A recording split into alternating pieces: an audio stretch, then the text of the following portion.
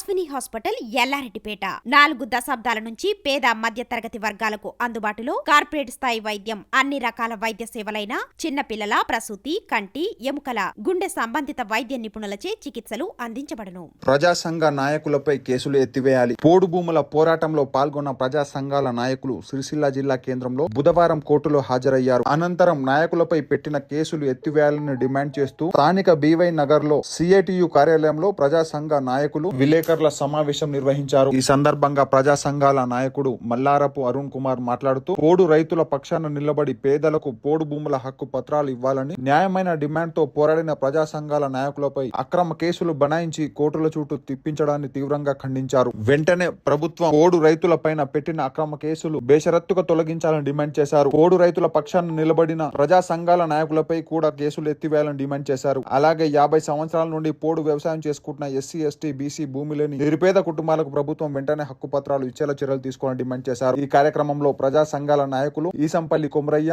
జింక పోచయ్య, జాలపల్లి మనోజ్, గజ్జల ప్రశాంత్, గుర్రాపు నరేష్, రమేష్, చంద్ర తదితరులు పాల్గొన్నారు. వీర్నపల్లి మండల వ్యాప్తంగా పోడు భూముల సమస్యలు పరిష్కరించాలని చెప్పి మరి గత 3-4 సంవత్సరాలుగా ప్రజా సంఘాల పోరాట ఐక్యవేదిక ఆధ్వర్యంలో అనేక పోరాటాలు నిర్వహించడం జరిగింది. ఆ ప్రజా సంఘాల నాయకులపైన ప్రభుత్వాలు అక్రమంగా కేసులు పెట్టి ఈరోజు కోర్టుల చుట్టూ తిప్పుతున్నటువంటి పరిస్థితి ఉన్నది. మరి అందులో భాగంగా ఈరోజు ప్రజా సంఘాల నాయకులు మరి 7గురిపై కేసు నమోదు చేసిన తర్వాత ఈరోజు అందరం కూడా ఈరోజు కోర్టులో హాజరు కావడం జరిగింది.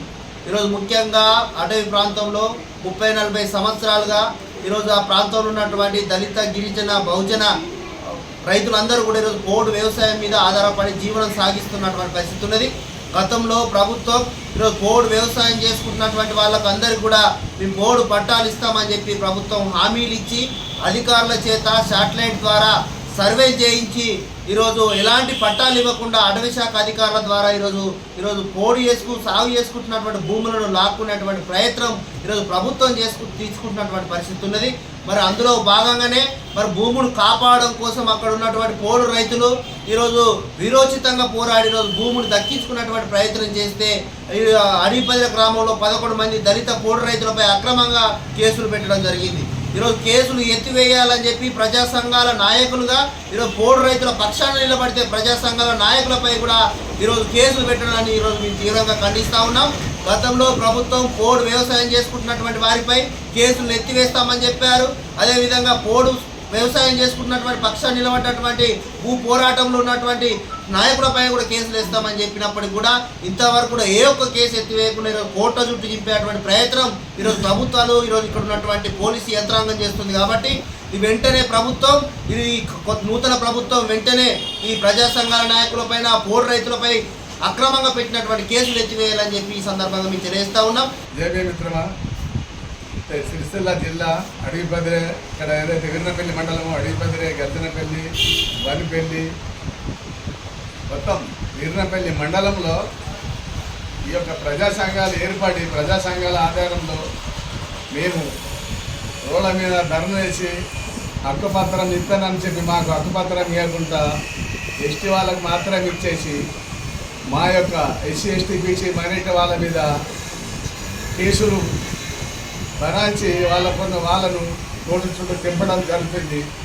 గత ప్రభుత్వం ఏమైందంటే హక్కుపత్రం ఇస్తాని రంగమ్మట అట్లా కొన్ని ఊళ్ళల్లో హక్కుపత్రం ఎస్టీ వాళ్ళకి ఇచ్చేసి ఈ యొక్క ఏదైతే ఇంకా ఉన్నారో ఇంకా వేరే కులాస్తులు వాళ్ళకి హక్కుపత్రం ఇవ్వకుండా వాళ్ళను తప్పుతో పట్టించి వాళ్ళ మీద అక్రమ కేసులు పడాల్సి ఇంకా బెదిరింపులకు గురి చేస్తున్నారు. ఫారెస్ట్ అధికారులు మమ్మల్ని ఎన్ని రకాలుగా బాధ పెట్టి మమ్మల్ని కోర్టు చుట్టూ తిప్పడం జరుగుతుంది. ఈ యొక్క పేదల పత్రాలు ఈ రకంగా చేయటం అన్నది గత ప్రభుత్వంకి న్యాయం కాదు. అందుకే మళ్ళీ ఈ ప్రభుత్వం కూడా మాకు హక్కుపత్రాలు ఇవ్వాలని మేము కోరుచున్నాము.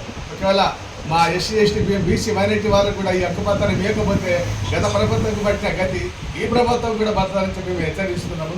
దయచేసి మాకు అందరికీ ఇవ్వాలని చెప్పి మా యొక్క మనవి. జై భీమ్, జై భారత్, జై భీమ్. రాజన్న సిరిసిల్ల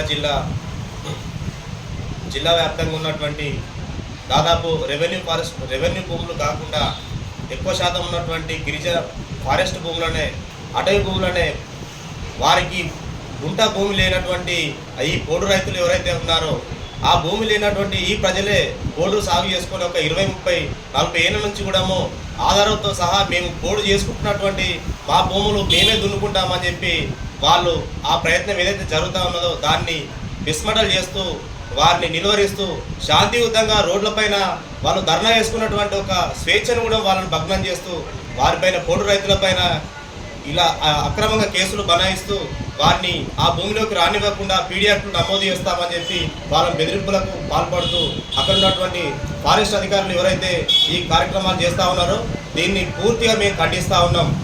అదేవిధంగా ఇదివరకు పెట్టినటువంటి గర్జనపల్లి కావచ్చు, అటు అడవిపల్లి కావచ్చు, వనిపల్లి కావచ్చు, వీర్నపల్లి, రంగంపేట తదితర గ్రామాల్లో ఉన్నటువంటి ప్రజలపైన కూడా అక్రమంగా పెట్టినటువంటి కేసులు ఏదైతే పోడు కేసులు ఏదైతే ఉన్నాయో బేషరతుగా వాటిని తీసేయాలని చెప్పి మేము ప్రజా సంఘాల పక్షంగా కోరడం జరుగుతుంది.